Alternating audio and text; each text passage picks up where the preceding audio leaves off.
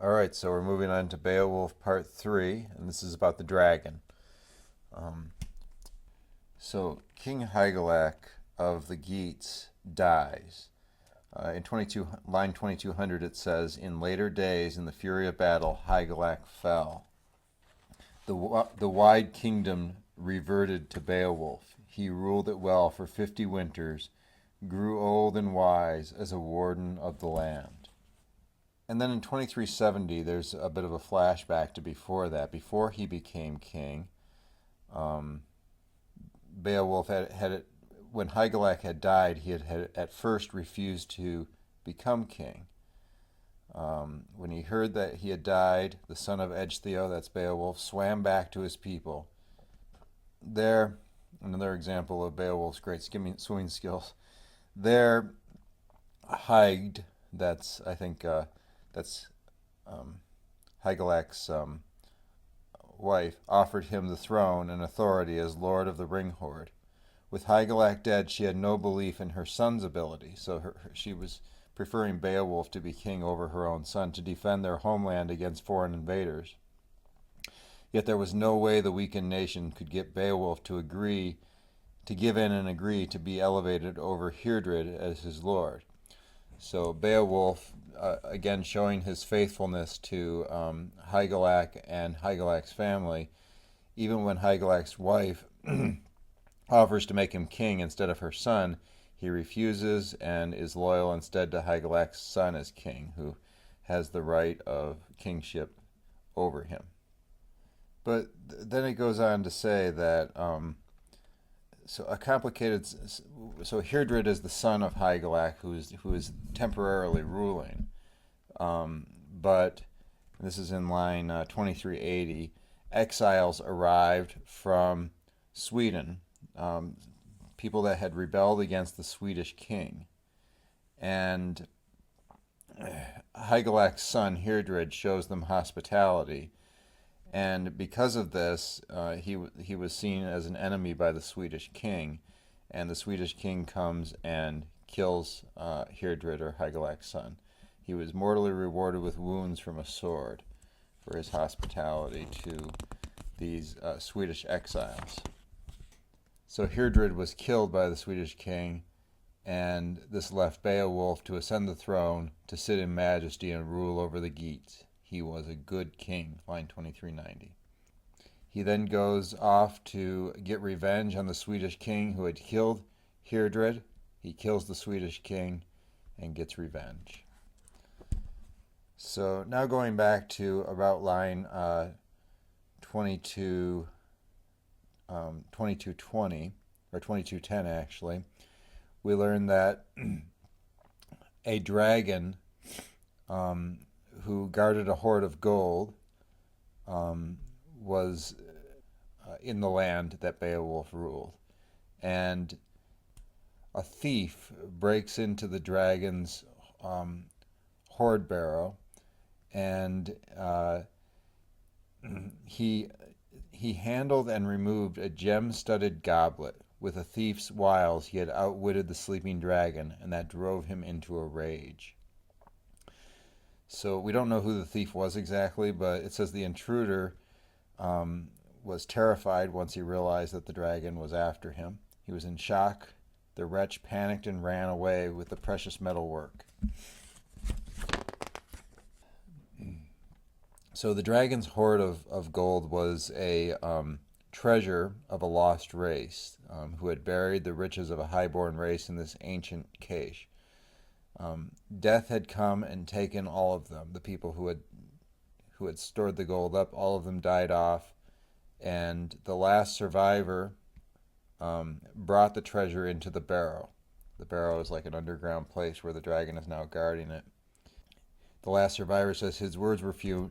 "Now, earth, hold what earls once held, and heroes can no more. It was mine from you first by honorable men. My own people have been ruined by war. One by one they went down to death, looked their last on sweet life in the hall. I am left with nobody to bear a sword or burnish plated goblets, put a sheen on the cup. The companies have departed." And so he mourned as he moved about the world, deserted and alone, lamenting his unhappiness day and night until death's flood brimmed up in his heart. So the last survivor of the ancient race is the last guardian of the gold before the dragon. He doesn't really get anything out of having the gold because there's nobody left of his people. It's just him. This is when the dragon then comes in after this guy dies. Then an old harrower of the dark happened to find the hoard open. This is the dragon. He's driven to guard heathen gold through age-long vigils. For 3 centuries, the scourge of the people had stood guard until the intruder unleashed its fury. So he was quiet, just guarding the gold until this thief comes in and takes 1 goblet from the treasure. The thief hurried to his lord with the gold-plated cup and made his plea to be reinstated. The thief goes to Beowulf and asks him for protection and shows him the piece of the treasure that he had taken. And Beowulf agrees to that. When the dragon awoke, trouble flared again, and when he saw the footprints of the prowler who had stolen too close to his dreaming head, the hoard guardian, that's the dragon, scorched the ground as he scoured and hunted for the trespasser who had troubled his sleep, only to discover signs that someone had stumbled upon the golden treasures. I'm around line 2300 right now. So one thing to note is that the dragon had been hoarding the treasure for 300 years. So he's not generous, but rather is greedy and hoards the treasure for himself. Interestingly, he can't really use the treasure for anything or do anything with it other than guard it. So he becomes basically a slave to the treasure to guard it and keep anybody else from getting it without actually enjoying it himself. Like we said, it was the ancient treasure of a vanished race. They collected the treasure and died, and it came to no good for them. So the thief steals the goblet. The dragon searches for it and then starts burning towns and houses, including Beowulf's house. The thief asks Beowulf for protection, and Beowulf decides to confront the dragon and prepares the armor, shield, and sword. So in the book now we're around line 23:10. The dragon hurled forth a fiery blaze. The first to suffer were the people on the land. The dragon began to belch out flames and burn bright homesteads. Far and near, the Geat nation bore the brunt of his brutal assaults. Then Beowulf was given the bad news, a hard truth. His own home, the best of buildings, had been burnt to a cinder, the throne room of the Geats. So Beowulf's own home had been burnt down, and he orders a marvelous all-iron shield from his smithy work. So he asks his blacksmith to make a new iron shield that would be able to defend him from the fire of the dragon. It says the Prince of the Rings was too proud to line up with a large army against the Sky Plague. He had scant regard for the dragon as a threat, no dread at all of its courage or strength. So what they're saying here is that he could have taken a whole army to fight the dragon, but instead he decides he's going to fight it himself. Beowulf, that is. So Beowulf makes plans to come face to face with the dragon. The Lord of the Geats took 11 comrades with him. He takes the 11 soldiers with him, and he's going to fight the dragon himself. The precious cup had come to him from the hand of the finder, that's the thief, the one who had started all this strife, and was now added as a 13th to their number to be their guide. So you might sense something a little symbolic here, as you have Beowulf, the leader, and he has 11 followers that come with him, plus the thief, the one who had caused the trouble with the dragon in the first place and essentially betrayed his people by unleashing the dragon on them. And so you might think about what that might represent. But I think it's pretty clear that it's somewhat symbolic of Jesus and the apostles, the 11 faithful apostles, and the one unfaithful apostle, Judas. And of course, Jesus had 12 apostles plus himself. That's 13, which is the same number they have here. So the number is symbolic of Jesus and the apostles. So the thief at this point was compelled to be their guide and lead them to the dragon. We're around line 2400 right now. So at line 2420, Beowulf has a sense that his death is approaching, even though he hasn't even met the dragon yet. It says, he was sad at heart, unsettled yet ready, sensing his death. His fate hovered near, unknowable but certain. Before long the prince's spirit would spin free from his body. So he has a feeling before he even goes into combat that he's going to die in this combat. And this might be compared to Jesus in the Garden of Gethsemane before going to the cross. He knows what's going to happen. At this point, around line 2430, there's a little side story that Beowulf tells as he gives his last speech before the battle. He talks about how he had been, as a young man, a ward, or taken care of at King Hrethel's court. Hrethel is Hygelac's father, so this would be, I think, Beowulf's grandfather then. And Hrethel's sons, two of them, there was Herebeald and Hæthcyn, besides Hygelac, who is the one that ends up becoming king. But Herebeald and Hæthcyn were actually the ones that would have become king. One of them would have anyways, because Herebeald was the oldest. But it says, for Herebeald an unexpected deathbed was laid out through a brother's doing, when Hæthcyn bent his horn-tipped bow and loosed the arrow that destroyed his life. He shot wide and buried a shaft in the flesh and blood of his own brother. So here you can see that Hygelac's two older brothers, one of them kills the other one. And this might remind you a little bit of Cain and Abel and Seth, the sons of Adam. It would seem that Cain, being the eldest, that he would have the preference for inheritance, and yet he kills his brother Abel, and by doing that he cuts off Abel's line, and he cuts off his own line too. And the inheritance of God's favor falls to Seth and his sons. And in this story then, Hygelac would represent Seth, and Herebeald and Hæthcyn represent Cain and Abel. It then goes on with Hygelac's father's lament for his killed son. Hrethel, that again this is Hygelac's father, is in despair after Herebeald's death. And then after his son is killed, Hrethel is also killed in a battle with between the Swedes and the Geats. In the battle between the Swedes and the Geats, Hæthcyn, the one who's equivalent to Cain, he's a lord of the Geats, one of the brothers of Hygelac, who had killed his brother, met his fate there and fell in battle. Hygelac then kills the killer of his brother the next day, which was the king of the Swedes, Ankhthio. So, getting back to the dragon, Beowulf says, now I am old, but as king of the people I shall pursue this fight for the glory of winning, if the evil one will only abandon his earth fort and face me in the open. I would rather not use a weapon if I knew another way, to grapple with the dragon and make good my boast as I did with Grendel in days gone by.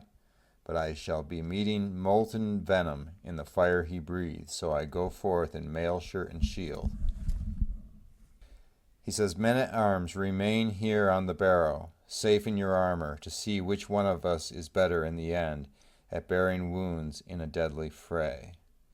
So Beowulf intends to fight alone. He's going to use weapons and armor because he knows that he will need them against a fire-breathing dragon.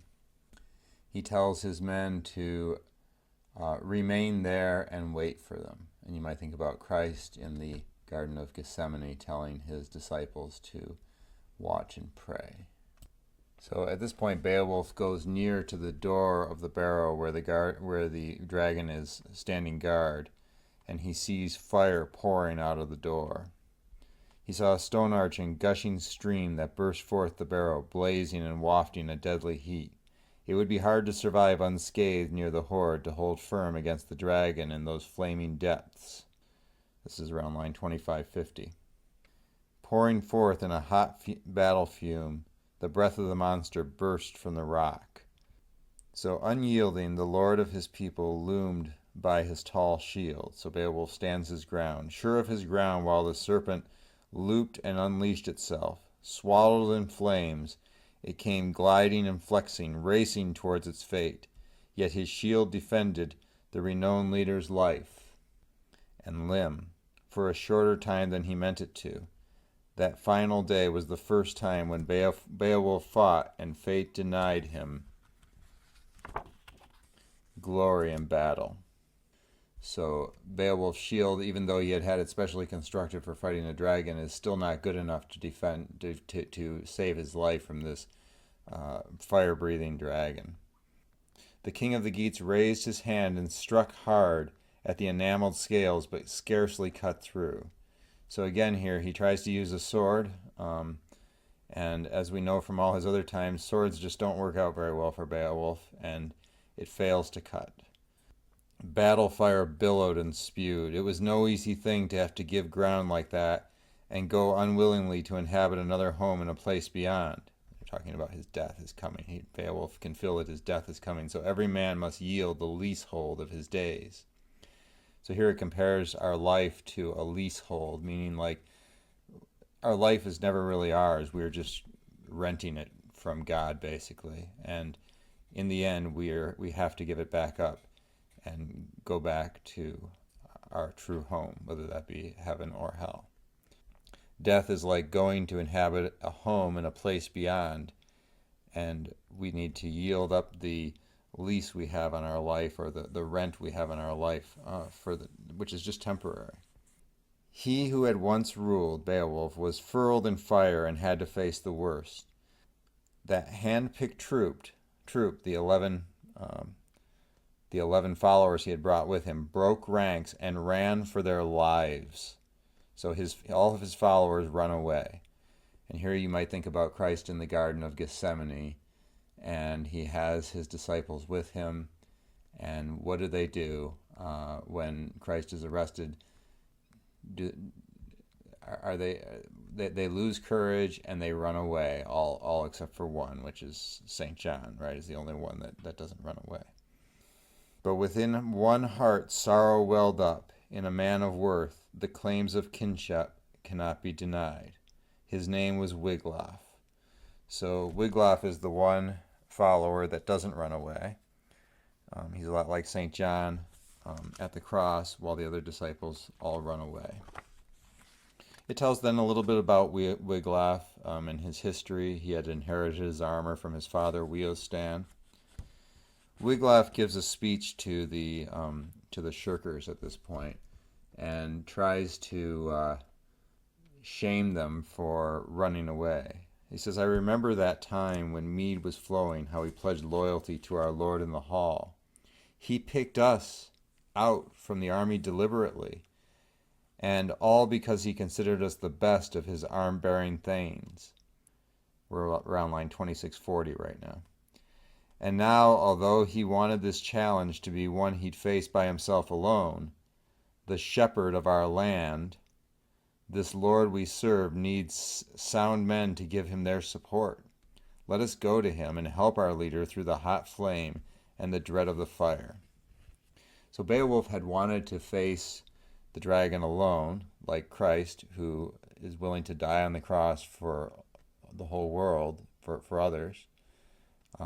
It calls Beowulf the shepherd of our land, again, like Christ. So the parallels here are very obvious. And, in the Bible, even the idea of a dragon in Revelation chapter 12, it talks about a dragon fighting against the church and fighting against Christ. So that image is right in the Bible also. And Wiglaf is trying to say to the others that they should help Beowulf. He would rather die than return home without helping his king. So he's unable to convince the others to help, but Wiglaf himself goes to Beowulf to try to help him. So it says, "Flames lap the shield. and the body armor on the young warrior was useless to him, but Wiglaf did well under the wide rim. Beowulf shared with him once his own had shattered in sparks and ashes. So Beowulf's shield at this point had shattered and been destroyed. Wiglaf comes along with his shield and helps to guard Beowulf with his shield while the dragon is spewing them with fire. At this point, around line 2680, Beowulf is willing to make one last effort to try and kill the dragon with what's left of his strength. The War King threw his whole strength behind a sword stroke and connected with the skull. And Nagling, that's his sword, snapped. It broke in half. Beowulf's ancient iron-gray sword let him down in the fight. It was never his fortune to be helped in combat by the cutting edge of weapons made of iron. When he wielded a sword, no matter how blooded and hard-edged the blade, his hand was too strong, and the stroke he dealt, I have heard, would ruin it. So Beowulf's sword breaks. It didn't work on Grendel. It didn't work on Grendel's mother, although there was the giant sword that worked. But even that one broke when he used it after killing Grendel's mother. So Beowulf, he breaks his sword. So I think this is the second sword he's destroyed now, which is related to a trope in German literature called the bear's son tale, and also the Siegfried Siegmund story. And both of those characters, those are famous Germanic legends. The main character also breaks their swords constantly. So the dragon at this point strikes back. He caught the hero and clamped sharp fangs into his neck. Beowulf's body ran wet with his life's blood. Then the noble son of Weohstan, that's a description of Wiglaf actually, Wiglaf's father was Weohstan, at the enemy lower down so that his decorated sword sank into its belly. So Wiglaf is able to go down below the dragon and stick his sword through the belly of the dragon. Once again the king gathered his strength and drew a stabbing knife. He stuck it deep into the dragon's flank, and Beowulf dealt it a deadly wound. So together Beowulf and Wiglaf are able to kill the dragon. In spite of the victory, they realize that the king is dying. This would be the last of his many labors and triumphs in the world. Now that the Thane, unequaled for goodness, with his own hand washed his lord's wounds and swabbed the weary prince with water, he bathed him clean and unbuckled his helmet. So Beowulf is dying. Wiglaf is trying to clean his wounds and help comfort him as he's dying. Death was very near. Beowulf says, "For 50 years I ruled this nation. No king of any neighboring clan would dare to face me with troops. None had the power to intimidate me. Because of my right ways, the ruler of mankind never blamed me when the breath leaves my body for the murder of kinsmen." So Beowulf points out that he at least was never guilty of having murdered his kin, his own family. And you remember, this is the sin of Cain, and this is also the thing that Grendel is a kinslayer. Then Beowulf says, "I want to examine the ancient gold, the gold that the dragon was guarding, gaze my fill on those garnered jewels. My going will be easier for having seen the treasure." So Wiglaf goes to the treasure trove and sees all the astonishing riches there and tries to bring back some of it for Beowulf to see. It said, "Of the dragon there was no remaining sign. The sword had dispatched him." And then it tells that later on the hoard of gold was plundered by another man. Wiglaf went quickly, keen to get back, excited by the treasure. Anxiety weighed on his brave heart. He was hoping he would find the leader of the Geats alive where he had left him helpless earlier on the ground. So he's hurrying to get back to Beowulf to show him the little bit of some of the treasure that he's gotten. He came to the place carrying the treasure and found his lord bleeding profusely at the end of his life. The old lord gazed sadly at the gold. So Beowulf says, "To the everlasting Lord of all, to the King of glory, I give thanks that I behold this treasure here in front of me, that I have been allowed to leave my people so well endowed on the day I die. It is up to you to look after their needs. Order my troops to construct a barrow." He wants them to construct a tomb for him. and they will call it Beowulf's Barrow. He says to Wiglaf, "You are the last of us, the only one of the Wagmundings, the one left of the Wagmundings. Fate swept us away, sent my whole brave high-born clan to their final doom. Now I must follow them." It was the warrior's last words. So Beowulf is glad that he's leaving his people this treasure, but at the same time he's dying, and actually the dragon and the treasure are his undoing, and we're going to find out later also the undoing of his entire kingdom and his people. Another common theme in ancient German literature is the idea of the cursed gold. Okay, the dragon, for instance, in Sigmund and Siegfried's tale, guards a hoard of gold also, but it's cursed gold. And anyone who had it, it will only bring them, anybody who gets it will only bring them destruction. Or you might think about the ring from the Lord of the Rings, the Ring of Power, which also comes from that same basic storyline from ancient Norse and German tales. Along the same lines, the ring is cursed, right? Whoever has it, they'll rule the world, but they are going to be basically possessed by the ring and not be able to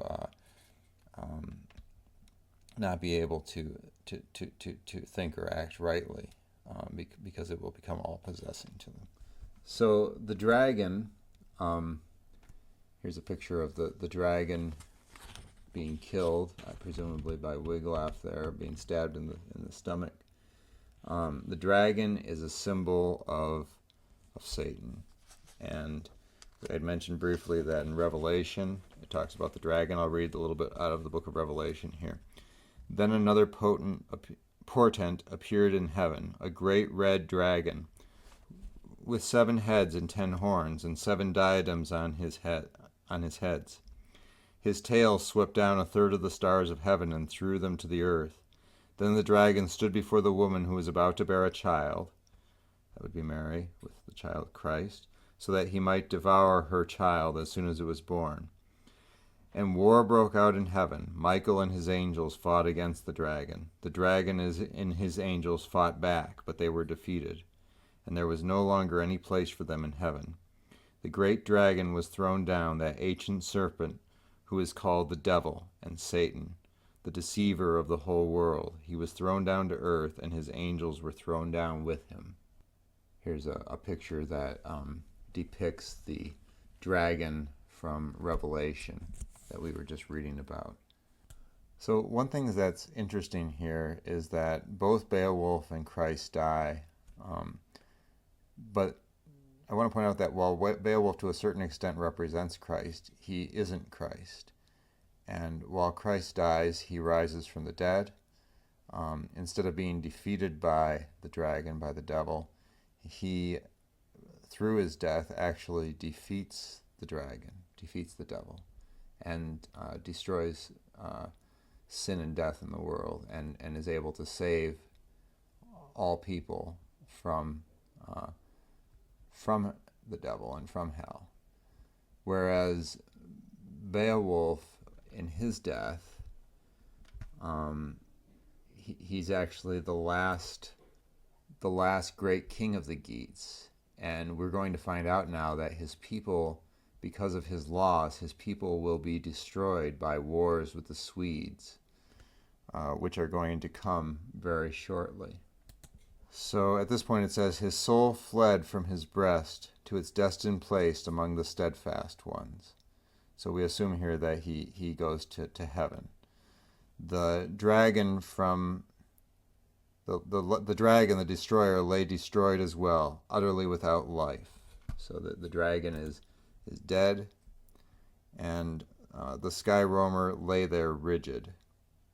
Never again would he glitter and glide and show himself off in the midnight air, exulting in his riches. He fell to the earth through the battle strength in Beowulf's arm. So both the dragon and Beowulf lay dead at the end of the battle. It's in a way hard to say who really won. So at this point, the other followers, the author calls them the battle dodgers because they avoided the battle, they return. It says, the battle dodgers abandoned the wood. The ones who had let down their lord earlier, the tail turners, 10 of them together. When he needed them most, they had made off. So Wiglaf at this point needs to feel that he needs to accept God's will. Much as he wanted to, there was no way to alter in the least the Almighty's will. What God judged right would rule what happened to every man, as it does to this day. So Wiglaf realizes that in spite of the fact that he wouldn't have had the story turn out this way, he needs to accept the fact that that's what God determined was right. He rebukes the battle dodgers, saying, anyone ready to admit the truth will surely realize that the Lord of men, who showered you with gifts and gave you the armor you are standing in, was throwing weapons uselessly away. So Beowulf had given them all these 10 soldiers all these weapons, and instead of using them to help him out, they had just run away. So he was just wasting his time giving them weapons because they were worthless soldiers. Yet God, who ordains who wins or loses, allowed him to strike with his own blade when bravery was needed. So there's a little note at the bottom of the page. I'm on page 191, near line 2870. It says, the role of reciprocity in the tribal world of Beowulf is a crucial one. Reciprocity means the king gives some things to his people, the people give things to him. The king is the helm of his people. He gives retainers food, treasures, and weapons, all that they need to live. In turn, these gifts are to be repaid through acts of courage and fidelity. So this is exactly what the battle dodgers didn't do. They received all the good stuff from the king. They got their weapons and their treasures and rings, but when they were needed most to help defend Beowulf, they abandoned him and he dies. But when the worst happened, too few rallied around the prince. So this is, again, Wiglaf's rebuke of these battle shirkers. Then he ordered the outcome of the fight to be reported to those camped on the ridge. He tells them that the Lord of the Geats is laid on his deathbed. And now he foresees what's going to happen after Beowulf's death. This is around line 2910. He says, now war is looming over our nation. Soon it will be known to the Franks and the Frisians, their enemies, far and wide, that the king is gone. So all these tribes that the Geats have been warring with have been held back from attacking them because they know that Beowulf is a mighty warrior and is basically defending his people. And once they find out he's dead, the Geats are going to be in big trouble and they're going to be destroyed. The Swedes too will strike to avenge the slaughter of Ongentheow. Nor do I expect the peace or pact-keeping of any sort from the Swedes. Remember at Ravenswood, Ongentheow, the Swedish king, slaughtered Hastin, Hrethel's son, when the Geat people in their arrogance first attacked the Schyflings. But Ongentheow was also killed, and the Swedes will get revenge for this. At this point in the narrative, it goes into a little side story relating the history of the time when there was a battle between the Swedish king and the Geats in the past, and how the Geats had almost been defeated by the Swedes, but King Hygelac had relieved them at the last minute and saved them from destruction. And then the Swedish king was killed, Ongentheow. This is around line 2930 to 2950. But Wiglaf goes on to prophesy that the Swedes will cross our borders. This is around line 3000. And attack in force when they find out that Beowulf is dead. So now that Beowulf's dead, the Geats are going to be in big trouble because all their enemies are going to attack them now, knowing that they're in a state of weakness without their leader. In days gone by, when our warriors fell and were undefended, he kept our coffers and our kingdom safe. He worked for the people, but as well as that, he behaved like a hero. So they're planning to have a funeral for Beowulf. It's going to be a funeral where they burn his body, which is a pagan funeral rite for the Vikings. They burn the bodies. It says his royal pyre is the fire for his body, will melt no small amount of gold. Heaped there in a hoard, it was bought at a heavy cost. And that pile of rings he paid for at the end with his own life will go up in the flame and be furled in the fire. Treasure no follower will wear in his memory. But often, repeatedly, in the path of exile, they shall walk bereft, bowed under woe, now that their leader's laugh is silenced. So Wiglaf is saying that, all this gold that Beowulf fought for, we're going to burn it on the funeral pyre with him. And it's not clear exactly why he wants to do that, but a part of it is because he knows that the Geats are doomed, and he's saying that the death of Beowulf is the doom of their people, and so I guess to make them feel that more immediately, he's burning the treasure.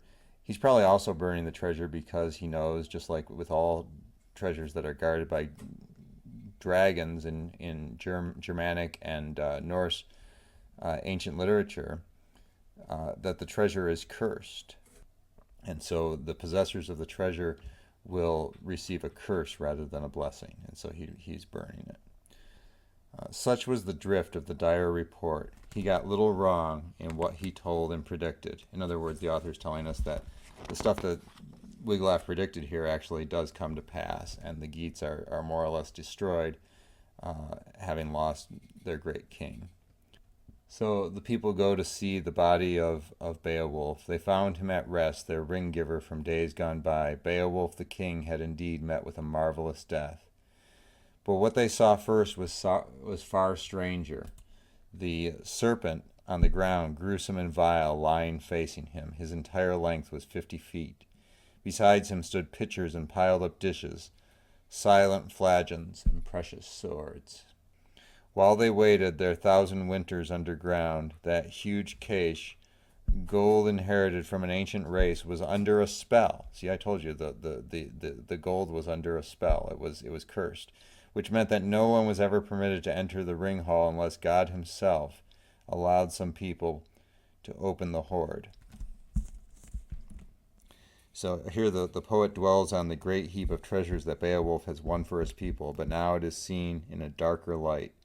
Much of it is rusted through. None of it, we learn, will be of use to the living. It's all going to be burned in the funeral pyre of Beowulf. The high-born chiefs who had buried the treasure declare it until doomsday so accursed that whoever robbed it would be guilty of wrong and grimly punished for their transgression. So again, this is similar to the curse in the Ring of the Nibelung, which is a German and Norse legend. It's related to the Lord of the Rings also, the curse of the ring also. The treasure is cursed in the same way. So Wiglaf then ponders Beowulf's fate. The hoard has been laid bare, he says, but at a grave cost. Then he goes to fulfill Beowulf's last wish, which was to build a barrow or a tomb for him, which is basically a big mound of earth that stands near the seashore. So Wiglaf, or Weohstan's son, he fetches wood from far and wide for the good man's pyre. He's going to build a funeral pyre to burn Beowulf's body, which is a Germanic funeral tradition. Similar to in the legend of Siegfried, Siegfried is also burned in a large funeral pyre near the end of that epic. Now shall flame consume our leader in battle, he says. So Wiglaf's men collect the treasure. They cast the dragon over the cliff. It says it was no trouble to hurry to work and haul out the priceless store. They pitched the dragon over the cliffside and let the tides flow and backwash take the treasure minder. The Geat people then built a pyre, or a large fire, for Beowulf's funeral, and stacked and decked it until it stood 4 square, hung with helmets, heavy war shields, and shining armor, just as he had ordered. Then his warriors laid him in the middle of it, and on a height they kindled the hugest of all funeral fires. Then the Geat people began to construct a mound on the headland, high and imposing, a marker that sailors could see from far away. It was their hero's memorial what remained from the fire they housed inside of it. They let the ground keep that ancestral treasure. So the Geats didn't keep the treasure. They burned it and then buried it in the barrow with Beowulf. Gold under gravel, gone to the earth, as useless to men now as it ever was. Then 12 warriors rode around the tomb. And this again could be symbolic of the 12 apostles or maybe the 12 tribes of Israel. So the Geet people, his hearth companions, sorrowed for the Lord who had been laid low. They said that of all the kings upon the earth, he was the man most gracious and fair-minded, kindest to his people, and keenest to win fame. So he's fondly remembered by the Geet people. And it's a final reminder that, again, that death comes to us all, even to kings. Okay, so to finish up then, here's a couple more pictures I wanted to add in. This is a picture of the gold the dragon might have been guarding, and this would be the soldiers bearing Beowulf away after he's died to his pyre, where they're going to burn him in a funeral pyre. A pyre is like a big pile of wood, and they use during a funeral. They put the person on top, along with their shield and sword and helmets and other goods, and have a large fire. This picture shows one of these pyres that's done with a Viking boat. So this may have been more similar to like shield chieftain's funeral. Beowulf's was done on land, and then afterwards he was buried in a barrow, or a kind of a tomb. It's just a mound of earth that has like a little cave underneath that they dig. Okay, so the final thing I wanted to discuss about Beowulf is about some of these quotes from early medieval churchmen about reading and copying Anglo-Saxon and other heroic pagan poetry. So Beowulf and other poems like it were written and copied by monks who would mostly spend their days reading and copying the scriptures and the church fathers, and that was their job. And so you think about Beowulf, it must have taken a monk at least several months to write that all out and record it. Probably he had heard it from a bard. You know, the original poem, if you think about it, it takes place about 550 A.D., and we know that because that's when Hrothgar was king of the Danes. And right in the poem itself, it talks about how bards started singing about Beowulf after he kills Grendel. And so more than likely, the poem itself originated from around the time that Beowulf would have lived, around 550 AD, and then was told by word of mouth by bards and minstrels, and passed on from one bard to another for centuries, from 550 AD until probably around 800 AD, which is when we think it was probably written down by who seems to have been, the person that wrote it down seems to have been a monk. And sometime during that time, you know, the original people that were being discussed in Beowulf, the King Hrothgar and Beowulf himself, were not Christians. But by 800 AD, everything they're saying in the poem, when they talk about religion, seems to indicate that they are monotheistic Christians. And also there's a lot of Christian symbolism that we've discussed that's been interpreted into Beowulf by the author, with Adam and Eve and Cain and Abel and the flood, Noah's flood, and then the imagery of Christ and his disciples fighting against Satan. And so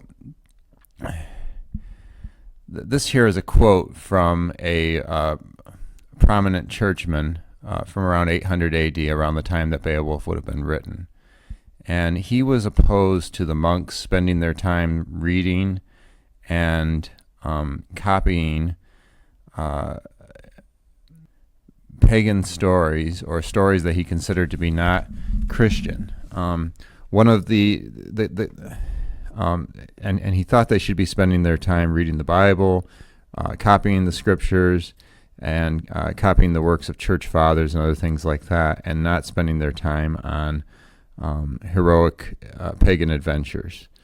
He says, let God's word be read at the Episcopal dinner table. It is right that a reader should be heard, not a harpist. He's talking about the bards here. Patristic discourse, not pagan song. What hath Ingeld to do with Christ?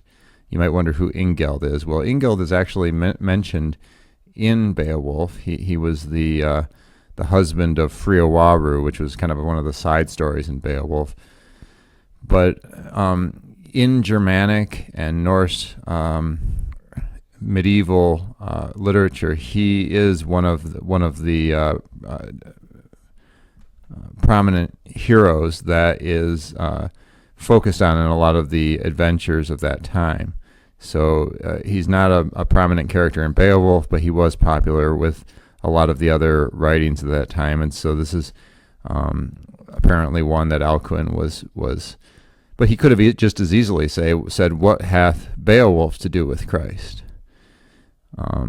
And so you can see part of why Beowulf has such a religious tone to it may have been to counteract that, because the author of Beowulf, who was a monk and was supposed to be spending his time copying the scriptures and the church fathers, if he was going to spend time copying what was originally a pagan story, he wanted to make sure to include, to show how it relates to the faith, how it relates to Christianity, how there's symbolism in it that is valuable towards a Christian believer.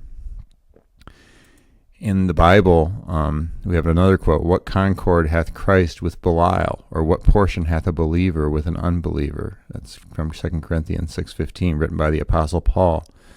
It's the same basic idea, right? What Paul and Alcuin are saying that really Christians need to separate themselves completely from the world and not kind of reconcile themselves to the world. And then you have another church father, Tertullian. He says, "What has Athens to do with Jerusalem, or the academy with the church?" He's specifically referring Athens with Jerusalem. He's talking about things like Christians that were spending a lot of time studying Socrates, Plato, and Aristotle, and so this was a